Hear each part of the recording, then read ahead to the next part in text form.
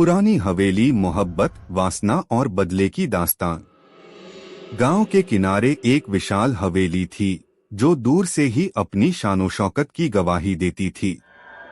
यह हवेली जमींदार रघुवीर सिंह की थी, जिनकी इकलौती बेटी चंद्रिका अपनी खूबसूरती और अदाओं के लिए मशहूर थी। गांव के कई लड़के उसके हुस्न के दीवाने थे, मगर सबसे ज्यादा मोहब्बत करता था सूरज। सूरज एक गरीब किसान का बेटा था, मगर दिल का सच्चा। उसने कभी चंद्रिका को गलत नजर से नहीं देखा, बल्कि उसे पूरे दिल से चाहा। लेकिन चंद्रिका, मोहब्बत या वासना? चंद्रिका को मोहब्बत से ज्यादा जिस्मानी रिश्तों में दिलचस्पी थी। वह हवेली की छत से गांव के लड़कों को अपनी अदाओं से बुलाती, उन्हें हवेली में आने का न्योता देती और फिर एक एक करके उन्हें अपने जिस्म की आग में जला देती। जमींदार को अपनी बेटी की सच्चाई पता थी। उसे मालूम था कि चंद्रिका के लिए कोई भी रिश्ता स्थायी नहीं था। वह अपने जिस्म की भूख मिटाने के बाद हर रिश्ते को भुला देती थी। इसलिए जब उसे पता चला कि सूरज और चंद्रिका एक दूसरे को चाहते हैं, तो वह आग बबूला हो गया। जबरदस्ती की शादी। मगर चंद्रिका जितनी वासना की भूखी थी, उतनी ही जिद्दी भी। उसने जमींदार से कह दिया, अगर मैं किसी से शादी करूंगी तो वो सिर्फ सूरज होगा। जमींदार को ये रिश्ता मंजूर नहीं था, मगर मजबूरी में उसे शादी करवानी पड़ी। सूरज बहुत खुश था। उसे लगा कि उसकी सच्ची मोहब्बत ने चंद्रिका को बदल दिया। लेकिन वह नहीं जानता था कि यह शादी उसकी जिंदगी को मौत के अंधेरे में धकेलने वाली थी। शादी के बाद का काला सच। शादी के कुछ ही दिनों बाद सूरज को हवेली में अजीब चीजें महसूस होने लगी। रात के समय जब वह चंद्रिका के साथ होता, तो उसे हवेली के दूसरे कमरों से फुसफुसाहट और अजीब आवाजें सुनाई देती। एक रात वह चंद्रिका को ढूंढते ढूंढते हवेली के एक बंद कमरे तक जा पहुंचा। अंदर का नजारा देखकर उसकी रूह कांप गई। चंद्रिका किसी और मर्द के साथ थी। उसके चेहरे पर कोई शर्म नहीं थी, बल्कि उसने सूरज को देखकर मुस्कुरा दिया, जैसे कुछ हुआ ही न हो। तुम ये क्या कर रही हो? सूरज की आवाज गुस्से और सदमे से कांप रही थी, जो मुझे हमेशा से पसंद था। तुम्हें लगा कि शादी के बाद मैं बदल जाऊंगी? चंद्रिका ने हंसते हुए कहा। सूरज का खौफनाक अंत। सूरज को अब समझ आ चुका था कि चंद्रिका के लिए मोहब्बत सिर्फ एक खेल था, मगर यह खेल अब खत्म होना था। जमींदार पहले से ही इस दिन के लिए तैयार था। जैसे ही सूरज ने हवेली छोड़ने की कोशिश की, नौकरों ने उसे पकड़ लिया। जमींदार ने उसे हवेली के अंधेरे तहखाने में कैद करवा दिया, जहां पहले भी कई मर्दों को दफन किया जा चुका था। तुम्हारी गलती यह थी कि तुमने मेरी बेटी से सच्ची मोहब्बत की, जमींदार ने कहा और दरवाजा बंद कर दिया। सूरज की चीखें हवेली की मोटी दीवारों में दफन हो गईं। आज भी हवेली में। कुछ महीनों बाद हवेली में अजीब घटनाएं होने लगी। रात को लोग सूरज की चीखें सुनते, हवेली के कमरों में कोई अदृश्य ताकत घूमती। चंद्रिका जब भी किसी और मर्द के साथ होती, उसे सूरज की परछाई दिखती। फिर एक रात हवेली की छत से चंद्रिका ने छलांग लगा दी। अगले दिन उसकी लाश मिली, मगर उसके चेहरे पर अजीब डर और पछतावे के भाव थे। कहते हैं, आज भी हवेली की छत पर एक साया दिखाई देता है, कभी चंद्रिका का तो कभी सूरज का। हवेली के दरवाजे अब भी खुलते हैं और हर अजनबी के कानों में एक आवाज गूंजती है। सच्ची मोहब्बत को धोखा देने वालों का अंजाम हमेशा खौफनाक होता। हवेली की सजा, सूरज की आत्मा का बदला। चंद्रिका की मौत के बाद हवेली वीरान हो गई। जमींदार ने इसे बंद करवा दिया और गांव छोड़कर चला गया। मगर गांव वाले कहते थे कि हवेली अब भी जिंदा थी। रात के अंधेरे में हवेली से अजीब अजीब आवाजें आती, कभी किसी के रोने की, कभी हंसने की और कभी किसी के चीखने की। कुछ बहादुर लोग अंदर जाने की हिम्मत करते, मगर जो अंदर जाता वो फिर कभी नहीं लौटता।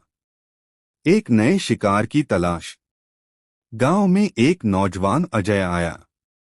वह शहर से था और इस हवेली के बारे में सुनकर यहां आया था। उसे इन कहानियों पर यकीन नहीं था। उसने सोचा कि यह सब बस अफवाहें हैं, और वह खुद हवेली में रात बिताने का फैसला कर बैठा। शाम होते ही वह अपने कैमरे और टॉर्च के साथ हवेली में दाखिल हुआ। अंदर घुसते ही उसे ठंडी हवा का झोंका महसूस हुआ। दीवारों पर पुराने जाले और टूटी फूटी तस्वीरें थीं, जिनमें एक तस्वीर सूरज और चंद्रिका की शादी की भी थी। हम बस एक वीरान हवेली है, इससे ज्यादा कुछ नहीं, अजय बड़बड़ाया। मगर जैसे ही उसने कमरे की ओर कदम बढ़ाया, अचानक दरवाजा अपने आप बंद हो गया। टॉर्च की रोशनी लड़खड़ाने लगी। तभी उसे लगा कि कोई उसके पीछे खड़ा है। चंद्रिका की आत्मा। अजय ने धीरे धीरे मुड़कर देखा, उसके सामने एक औरत खड़ी थी। सफेद साड़ी में बिखरे बाल, लाल आंखें। तुम कौन हो? अजय कांपते हुए बोला। मैं वो हूं जिसे सजा मिली, वो जिसने प्यार को खेल समझा। औरत की आवाज में अजीब दर्द था। अजय ने समझ लिया कि यह चंद्रिका की आत्मा थी। मगर इससे पहले कि वह कुछ पूछ पाता, हवेली में अचानक कई परछाइयां उभर आईं। ये सभी वे पुरुष थे जिनका चंद्रिका ने इस्तेमाल किया था। उनकी आंखें काली, चेहरे भयावह, और उनके शरीर अधजले लग रहे थे। तुमने हम सबका इस्तेमाल किया। अब हम तुम्हें कभी चैन से नहीं रहने देंगे। उन आत्माओं की आवाजें एक साथ गूंजने लगीं। चंद्रिका की आत्मा डर से कांप उठी। नहीं, मुझे माफ कर दो। मैं नहीं चाहती थी कि यह सब हो। सूरज का फैसला। तभी एक और परछाई वहां प्रकट हुई। यह सूरज की आत्मा थी, मगर वह बाकी आत्माओं की तरह गुस्से में नहीं थी। उसके चेहरे पर दर्द और शांति का अजीब मिश्रण था। चंद्रिका, तुम्हें अब समझ आया कि तुम्हारी हवस ने कितने लोगों की जिंदगी बर्बाद कर दी, सूरज की आत्मा ने कहा। मुझे माफ कर दो सूरज। मैं नहीं चाहती थी कि तुम मरो। मैं बस खुद को बदल नहीं पाई। चंद्रिका रोने लगी। सूरज ने एक गहरी सांस ली। मोहब्बत और वासना में बहुत फर्क होता है चंद्रिका। मैंने तुमसे सच्ची मोहब्बत की थी, मगर तुमने उसे खेल समझा। अब यह हवेली तुम्हारा अंत है। सूरज की आत्मा ने हाथ उठाया और हवेली अचानक जलने लगी। चंद्रिका की आत्मा ने चीखते हुए हवेली से भागने की कोशिश की, मगर बाकी आत्माओं ने उसे घेर लिया। अब तुम्हारी सजा पूरी होगी, उन्होंने कहा, और देखते ही देखते चंद्रिका की आत्मा काले धुएं में बदल गई और हवेली की दीवारों में समा गई। हवेली का अंत। अजय यह सब देखकर स्तब्ध था। जैसे ही हवेली जलने लगी, वह भागकर बाहर निकला। सुबह गांव वालों ने देखा कि हवेली राख में बदल चुकी थी। मगर यह सच में अंत था। कुछ लोगों का कहना था कि कभी-कभी जब रात गहरी होती है, हवेली की जली हुई जगह पर किसी के हंसने और रोने की आवाजें सुनाई देती हैं। गांव के बुजुर्ग अब भी नए लड़कों को चेतावनी देते हैं, अगर हवेली का कोई दरवाजा अपने आप खुले तो अंदर मत जाना, वरना तुम्हारी भी वही कहानी बन जाएगी जो चंद्रिका और सूरज की थी। हवेली की राख से उठता डर। गांव वालों ने देखा कि हवेली पूरी तरह जलकर राख हो चुकी थी। सभी को लगा कि यह कहानी अब खत्म हो गई, मगर भूतों की कहानियां कभी खत्म नहीं होती। कुछ दिनों बाद गांव में अजीब घटनाएं होने लगीं। हवेली की जगह पर गुजरने वाले लोगों को वहां सरसराहट और किसी के चलने की आवाजें सुनाई देने लगीं। कभी-कभी आधी रात को गांव के कुछ घरों के दरवाजे अपने आप खुल जाते और ठंडी हवा के झोंके के साथ किसी के सिसकने की आवाज आती, मानो कोई लड़की रो रही हो। अजय का बुरा सपना। जिस रात हवेली जली, अजय वहां से बचकर निकल आया था, मगर उस रात के बाद से उसे भयानक सपने आने लगे। सपनों में वह खुद को उसी जली हुई हवेली के अंदर देखता। वहां अंधेरा था, मगर सामने कोई खड़ा था। चंद्रिका। उसका जला हुआ विकृत चेहरा, लाल चमकती आंखें और उसके होठों पर एक रहस्यमयी मुस्कान। तुमने देखा कि मैं कैसे जली, अजय? तुमने देखा मगर कुछ किया नहीं। अजय पसीने से भीग कर जाग जाता। वह जानता था कि यह सिर्फ सपना नहीं था, कुछ था जो उसके साथ जुड़ चुका था। गांव में हो रही थी मौतें। धीरे धीरे गांव में अजीब मौतें होने लगीं। सबसे पहले पुरोहित की मौत हुई, जिसने हवेली की शुद्धि के लिए हवन कराया था। वह रात को अपने घर में सो रहा था, जब अचानक उसकी सांस रुक गई। सुबह जब लोग उसे देखने गए, तो उसके चेहरे पर डर और घबराहट के निशान थे, जैसे उसने कुछ बेहद भयानक देखा हो। इसके बाद वो लोग मारे जाने लगे जो हवेली को जलाने में शामिल थे। कोई खेतों में अकेले गया और वापस नहीं लौटा। किसी की लाश कुएं में तैरती मिली। कोई अपने ही घर में फांसी पर लटका हुआ मिला। गांव में दहशत फैल गई। लोग कहते कि ये सब चंद्रिका की आत्मा का बदला था। अजय का आखिरी सामना।